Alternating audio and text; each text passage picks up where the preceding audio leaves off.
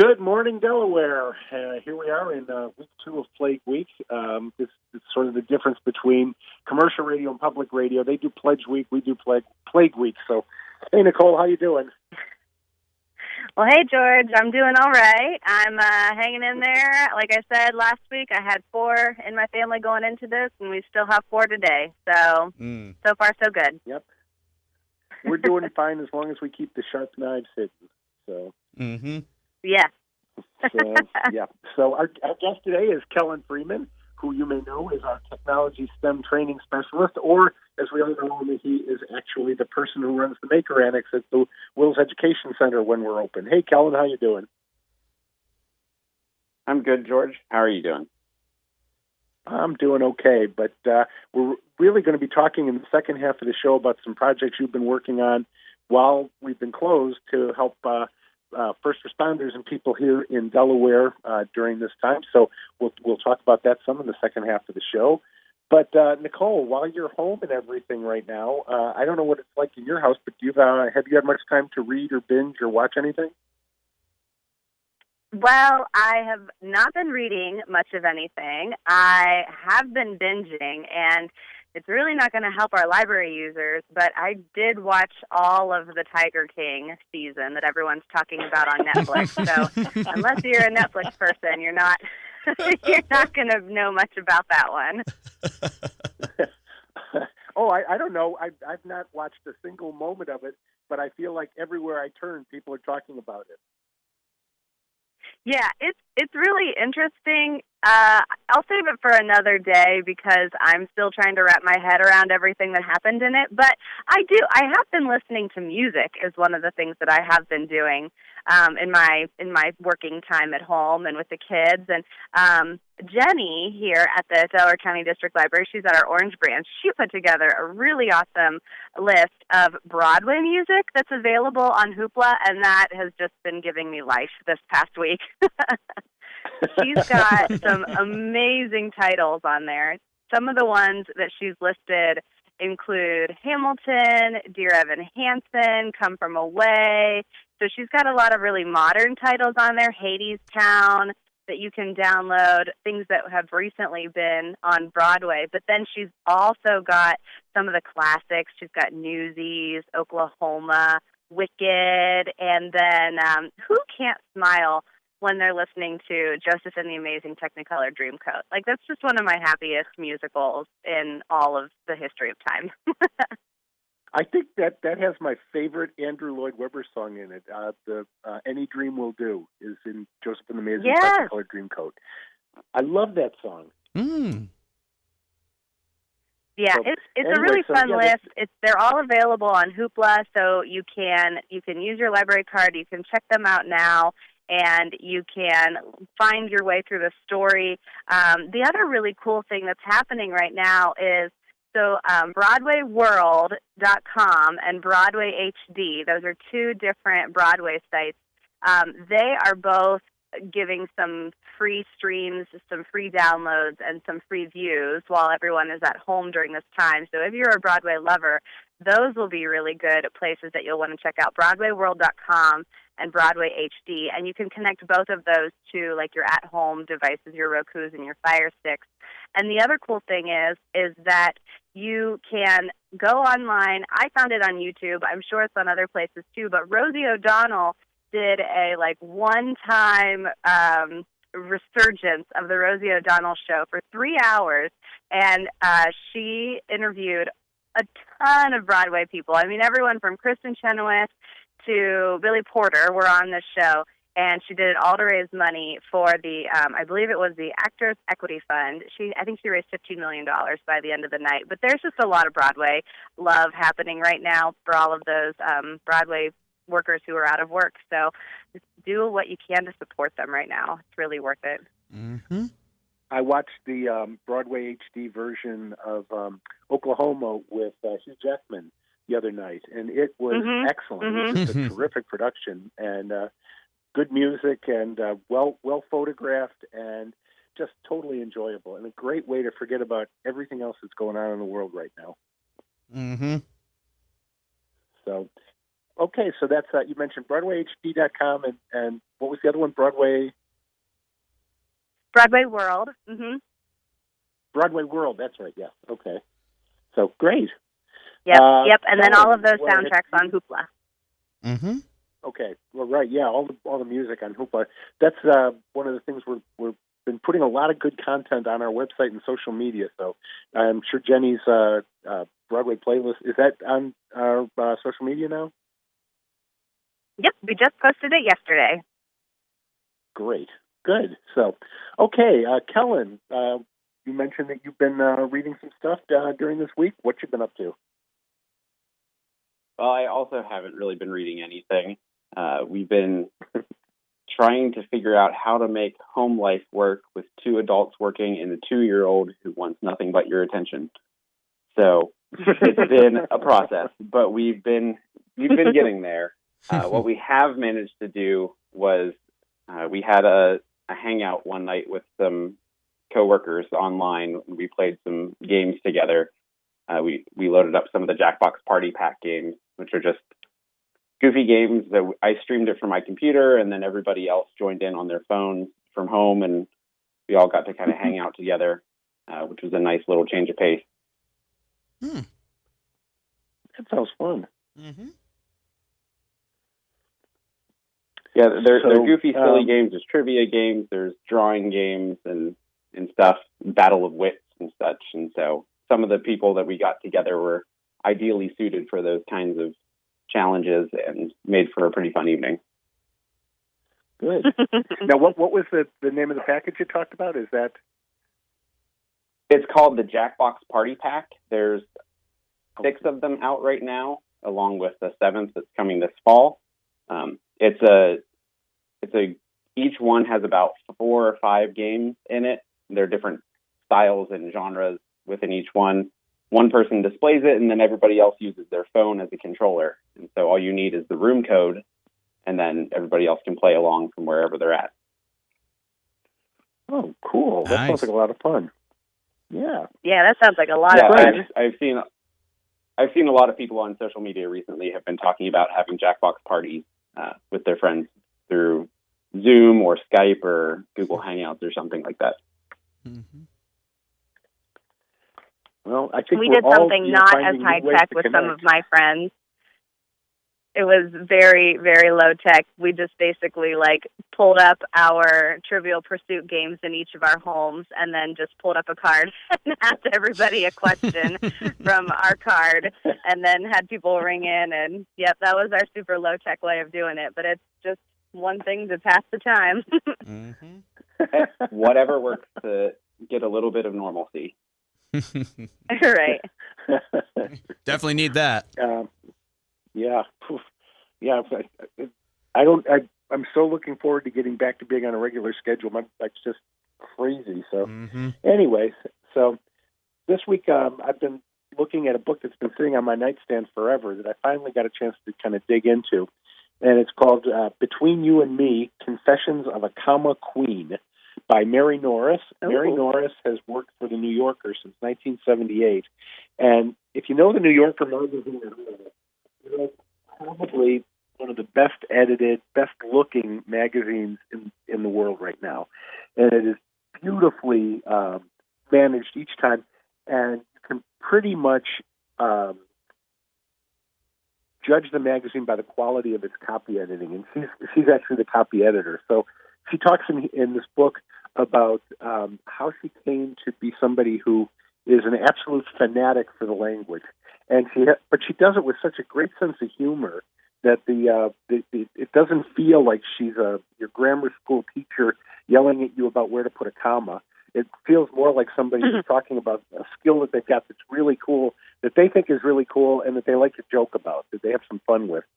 So she's got chapter titles like Spelling is for Weirdos, and That Witch, which with the witch spelled W-I-T-C-H. That is something I can never get right, whether to use that or witch. Between You and Me, not Between You and I. Comma, chameleon, which I liked. A dash, a semicolon, and a colon, walk into a bar. So it's kind of fun. again, it's she talks a lot about how the New Yorkers set its standards and why they continue to do things like put the little umlaut over the second O in cooperate. Wherever you pronounce two vowels together, they use that little umlaut. So she also talks about the kind of just some of the authors she's worked with and some of the people that have appreciated her editing and some who really don't appreciate her editing. So it's just a lot of fun. It's a good book. It's, like I said, not preachy, but I'm just somebody who enjoys books about language. Anybody who's been in my office knows I have a shelf of books on things like, even things like, I still have a print thesaurus and a print dictionary. And there were two books that really just got me that I keep in my office and I keep with me wherever I go. They're by Karen Elizabeth Gordon. One's called The Transitive Vampire, and the other one is The Well-Tempered Sentence. And they are both books of just what they sound like. One is about how to use grammar, that's the Transitive Vampire, and the other one is about punctuation, The Well-Tempered Sentence. And it uses illustrations from like the 17 and 1800s with really crazy examples of how to use the punctuation and grammar. So it's just a lot of fun. And for some reason, I just enjoy books like that. And I guess it goes back to maybe I had a crush on my second grade teacher who taught me grammar or something. I don't know. But it's still just kind of a lot of fun. So, but the new one is called Between You and Me by Mary Norris. She's also got a new book out called Greek to Me, which is about the origins of language. And that one is also sitting on my nightstand waiting for me to dig into it. So anyway, we're going to take a break here. And when we come back, we're going to be talking about what's been happening in the Maker Annex while you've all been home and while we've all been trying to keep doing things from the library and keep helping the community. So stay tuned. Well, welcome back to Off the Shelf. We're here today with Helen Freeman, who is a technology STEM training specialist, which means he actually runs the maker space at the Willis Education Center. Helen, we were talking a little bit earlier in the show, and we've been talking during the break about some work you are doing to use some of our 3D printing materials while we're on our hiatus here. You want to talk a little bit about what you've been doing? Sure. So early on, after the announcement was made that the library was closing to the public, we were still working behind the scenes in the building, and my manager got an email from somebody in the Delaware EMS group who was looking for people with 3D printers who could help work on a project to create face masks to help with the N95 shortage that's out there. Mm-hmm. So right. I grabbed our 3D printers really quick and pulled them from the Maker Annex, and I brought them home with me, which was just in time for us to then get the order to stay at home. So I have them here with me, and they've been running almost every day as we test and redesign and trial new things. The trick with an N95 mask is that they need to be tight to the face. They need to be secure and fit to make sure that air doesn't leak in around them. It's just fairly easy with a fabric mask with a metal band that holds it in place, and much harder with a rigid plastic that we normally work with for our 3D printers.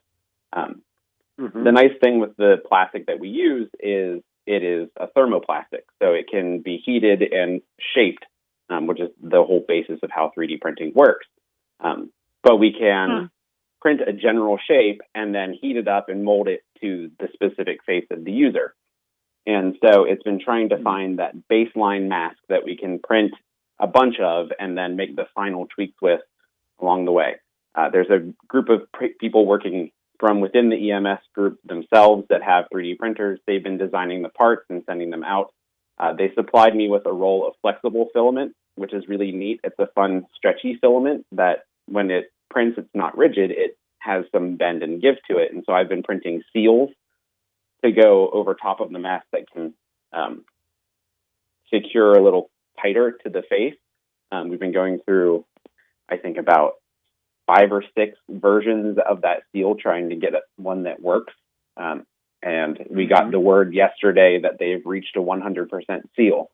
So we're now in production mode, and we're working on getting the mask printed in bulk now.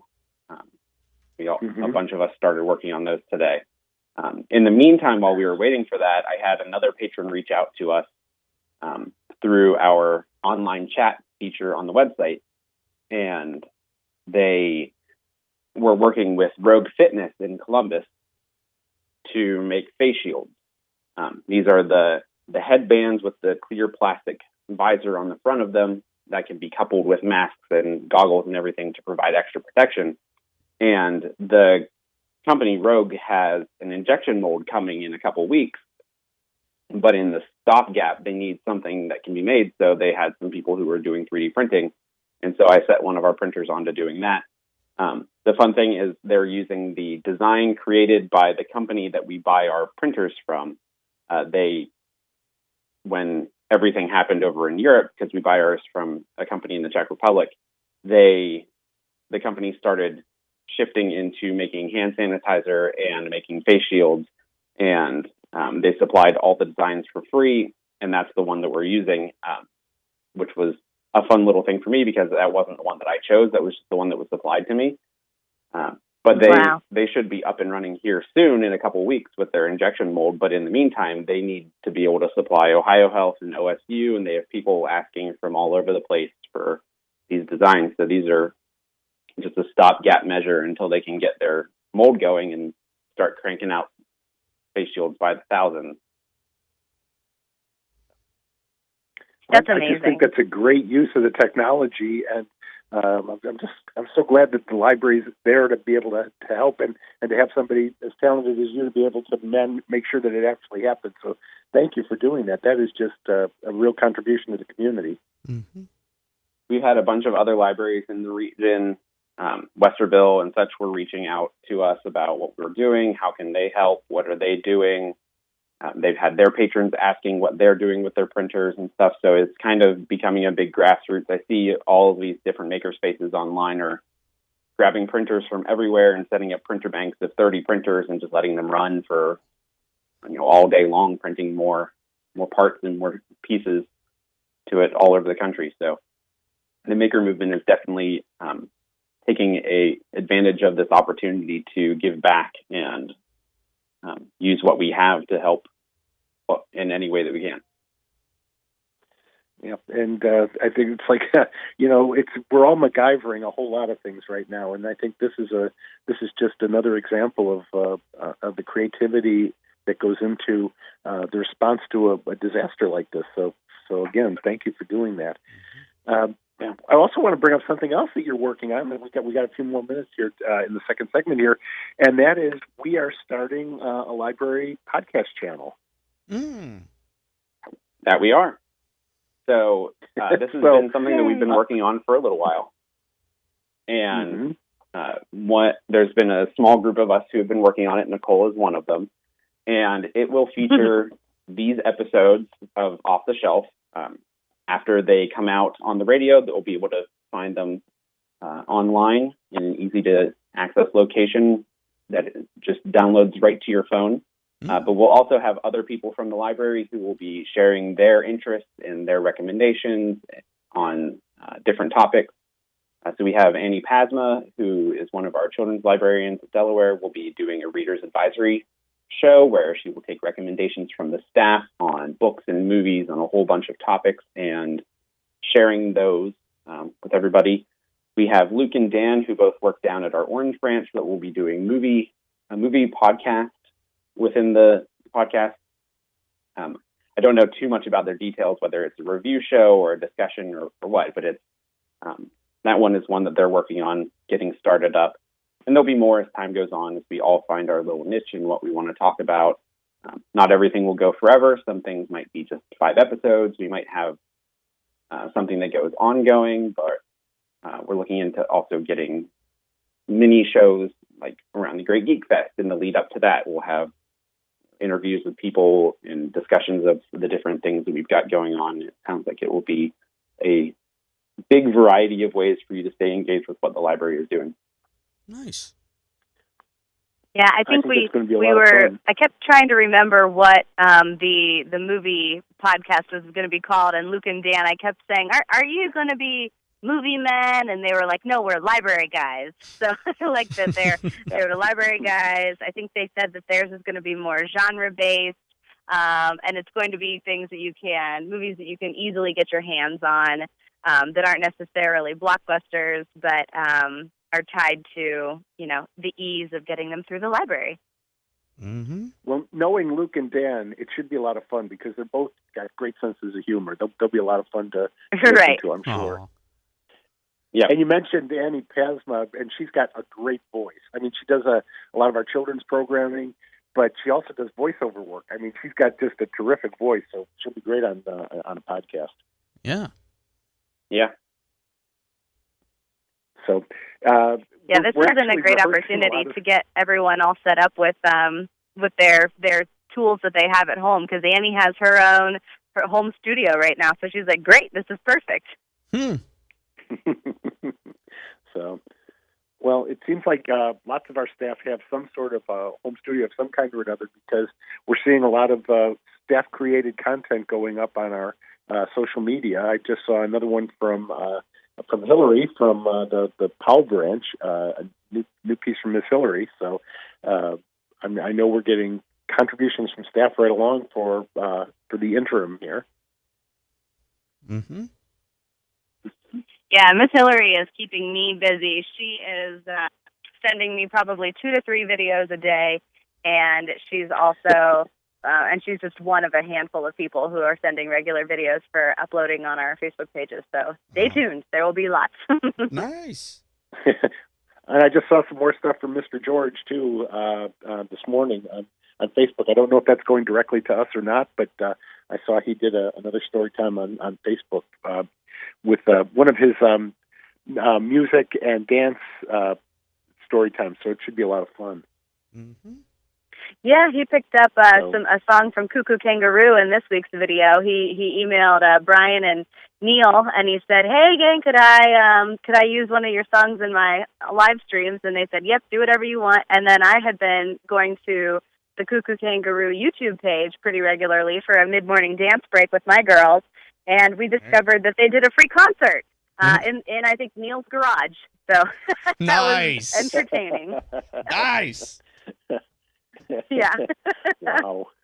So, it's amazing how many different performers, artists, writers are doing things online just for free. I guess just to keep in practice and to kind of reach out to their fan base to stay in people's faces and everything. So it's been a lot of fun. There's just a wealth of material out there right now.